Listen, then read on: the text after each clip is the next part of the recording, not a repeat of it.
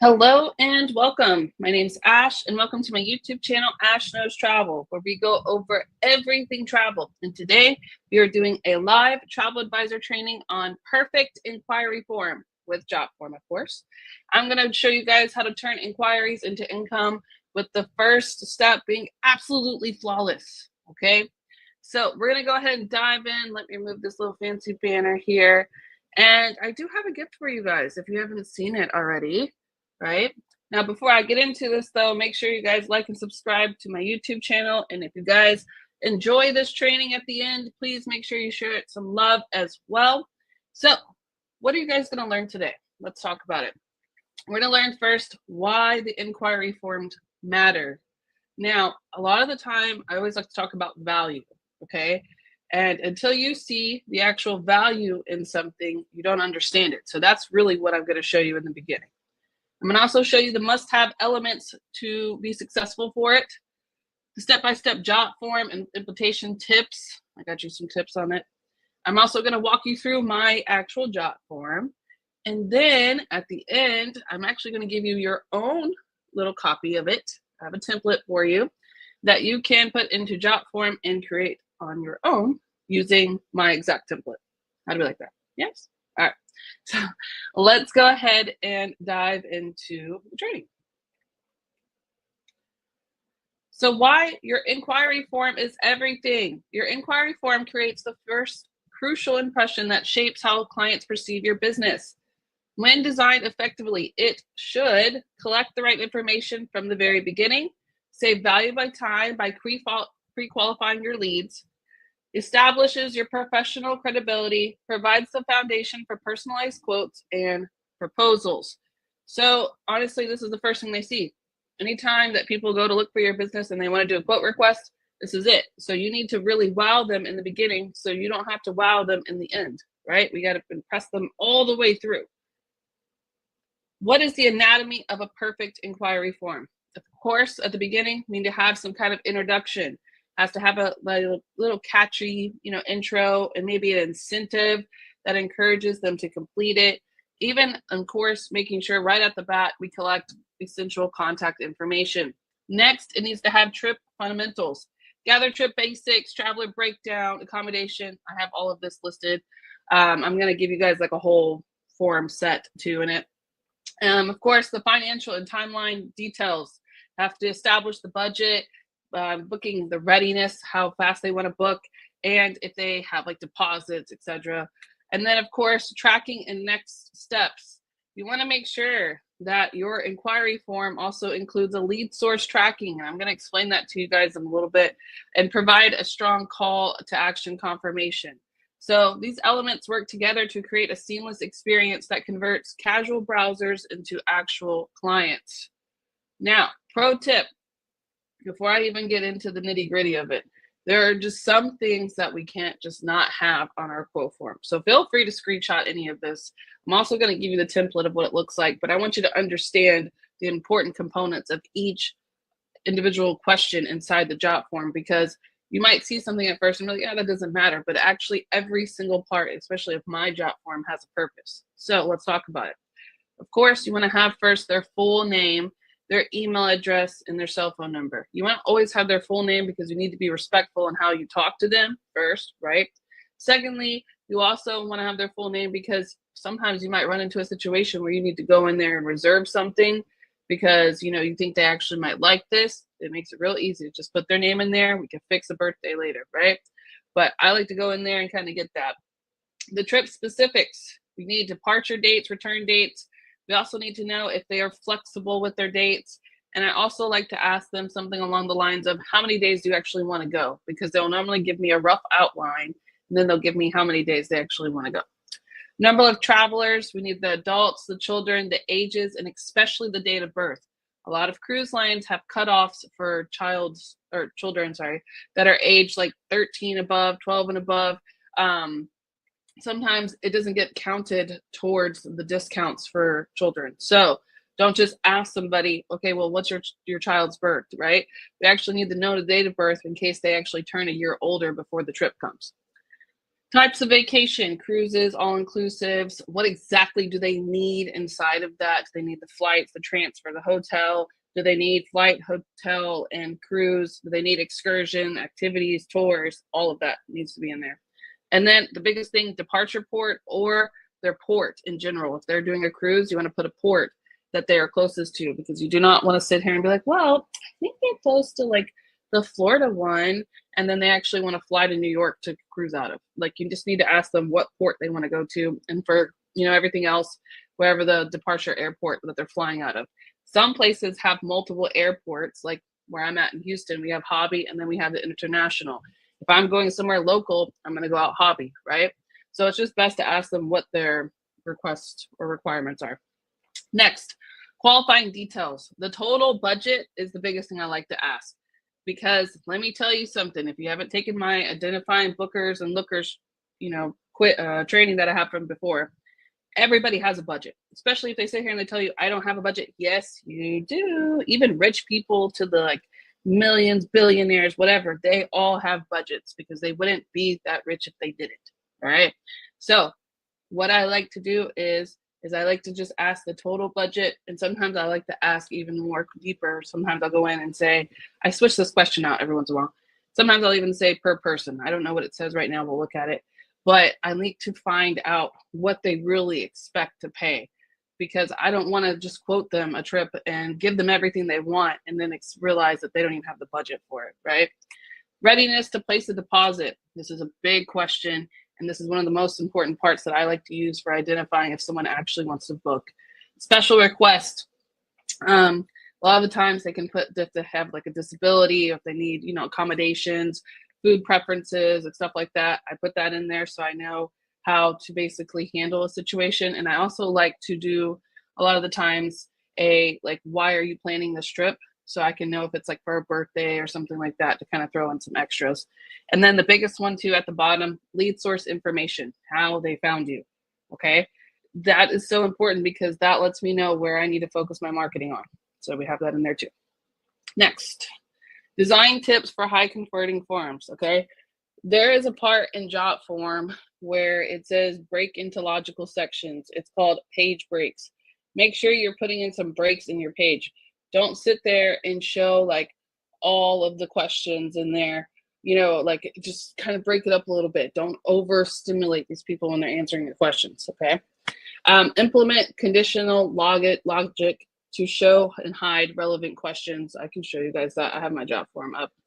And then keep it simple with clear labels, concise instructions, ensure that it's mobile friendly.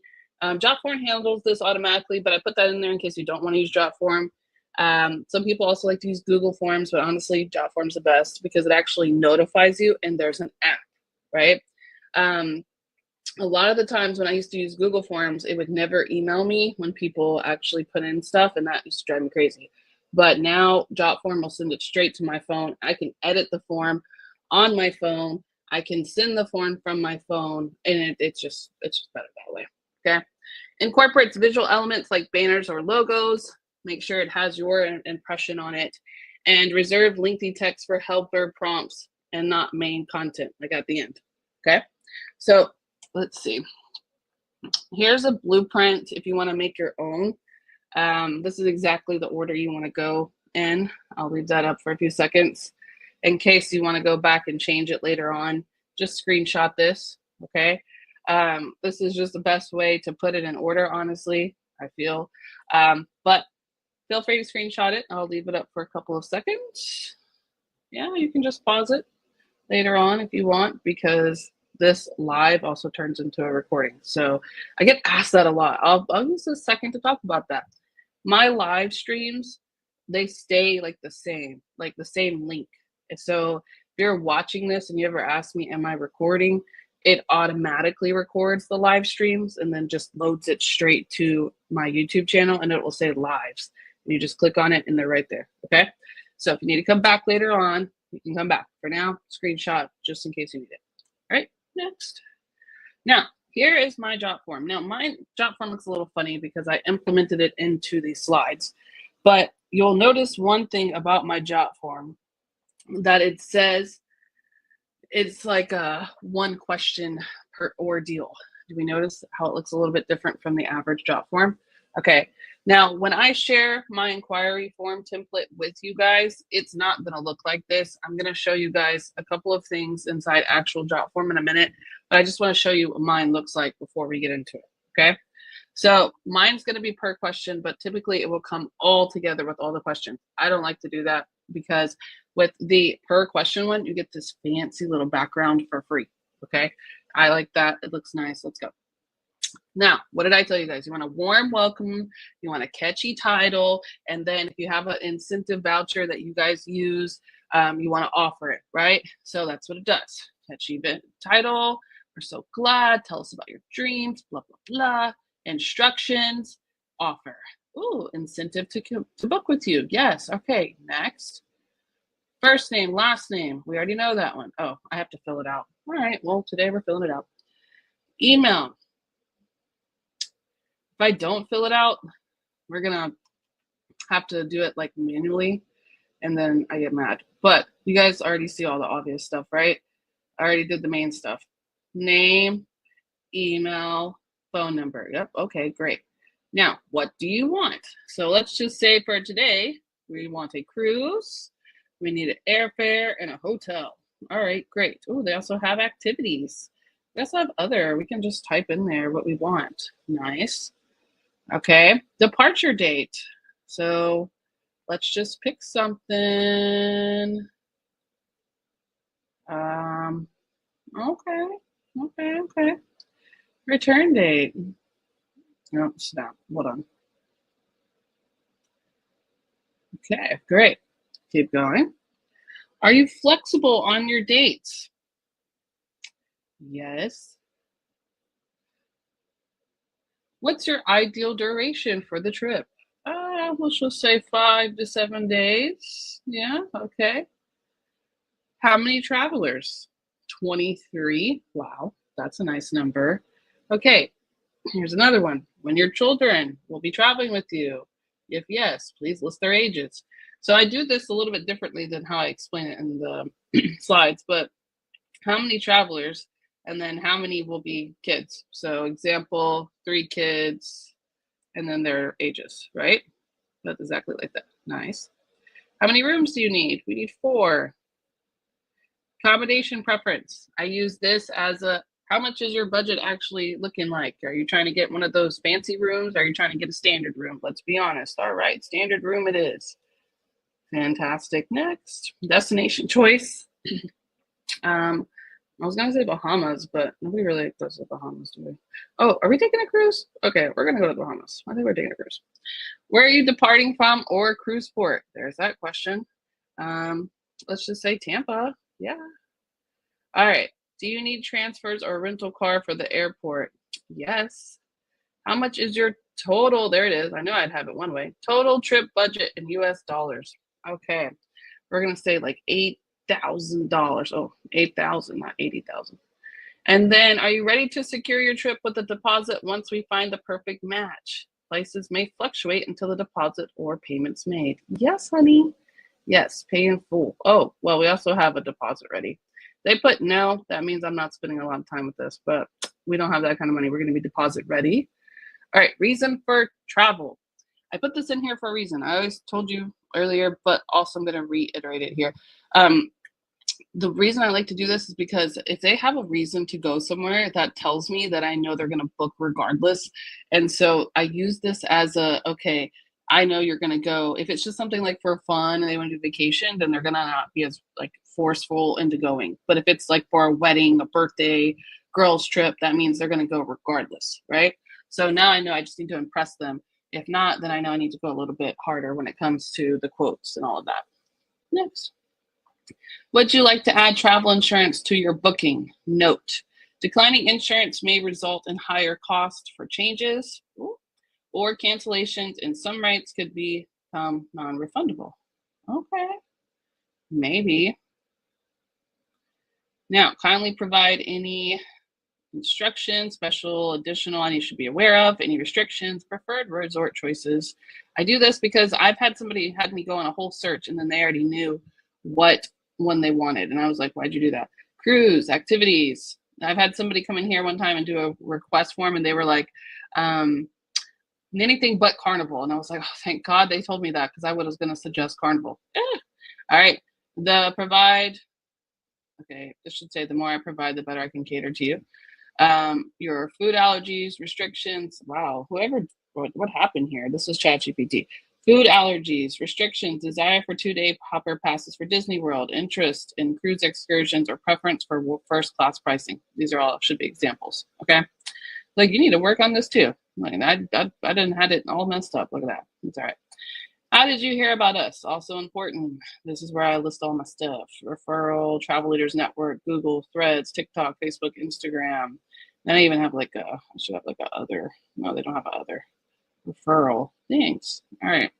Now, got to leave them with that confirmation. Okay. Thank you again for choosing our services. We value you and we understand that every vacation is an opportunity to make lasting lifelong memories. Oh, so beautiful. I didn't even know it said that. Review, blah, blah, blah, blah, blah, blah. All right, submit. Okay, so that's what it looks like when you submit it, in case you didn't know. And then I already got a notification that was sent directly to my phone. We love that, right? Thank you. So, yep, there it goes. You can't see it, but it's there. It's saying, hey, you got a new submission. And I love that. Now, I also have it set up for them where they get an email as soon as and then you can customize that email.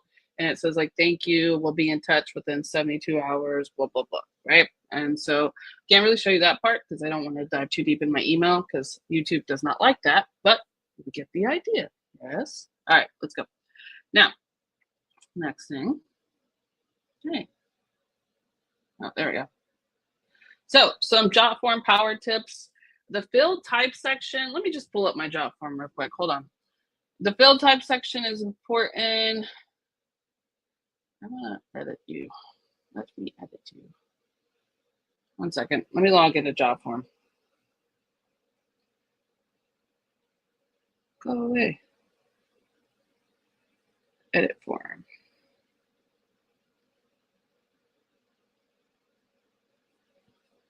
Oh, I could have done it like this too. Yeah, it's okay. All right. So here's this. Okay. So when you're building it, the first thing that you'll see is to add the elements on the left side. They have a lot of stuff in here, okay? So use these elements here. That's what it's saying. The short text answer, long text, paragraph, drop down, single choice. Make sure you're using this and not kind of doing it on your own. Follow it through what already is in there. They also have some cool payments. So if you're doing like an instant commission kind of situation, you can kind of do something like that in here. Sometimes people charge fees just to book with them. Yeah. Okay. Maybe you could do that in here. Widgets has a bunch of cool stuff in there too that you guys can add. You can probably even add a just anything in here. If you have like a brochure or pamphlet or something, image slider, we can put photos in it. But mind you, it only has like so many select spots that you can add, so don't get crazy. Okay. Date picker, YouTube channel. I used to put YouTube videos in here. I probably could do that again. I probably should do that. Image upload preview, smooth signature, iframe embedded is how you put it into your website. We like that. Yeah, you can put it in there. That's what mine does, actually. Let me show you here. Let's see. There's my website, request a quote. And there it is. It's in my website, like that. Nice, right? And then I take that specific link, and then look, I can even do it inside my link tree. You can paste it directly in there if you want, or you can do quote request, and boom, there it is again. You see how I did that? It goes everywhere. I want you to, as soon as you design it, oh, you can't even see this. What am I doing? It's right here. I look, you know, I've been getting excited every time I do that to myself. There it is. Linktree. Let me go back. Okay, Linktree. Click it, and then it populates. Okay, and it looks like that. So why am I showing you this? I want you to slap it everywhere. So everywhere you could possibly slap this thing into, do it. The better chances that they see it, the better chances they are going to fill it out. If they have to look for it, they're never going to fill it out. Think about you when you're looking at something and you're looking at a client, you know, or not client, a potential maybe company you're going to work with. If you have to search for their stuff, you're going to be mad, right? Put it out there, okay? So inside here too, let me go back. I got excited and I started showing y'all everything. Let me go back a little bit. Okay, so now we're back into the build part of the JotForm. In here too, this is the form designer. You see how I have all these cool like video stuff? That's because it does the 1-by-1 layout, okay? If I go to the layout part and I click on this, watch what happens. It goes ugly. Yeah. There it goes. That's what it normally looks like. That's what y'all's will look like. It's very basic. It looks jacked up. Yeah. Now, yours won't look like this bad. It's just that it won't load. But once you turn it into that part, please note that it's very hard to go back. The one that I have to share with you guys will look like this. And then you can go in there and fix everything. Okay? But it's because I went in here and flopped it over, so now it kind of looks silly. But you can always just re-edit this part right here. It's a starting, all right? And I will give that to you guys.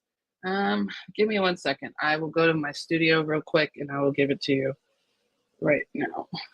And you guys can have it too. All right? 1 moment.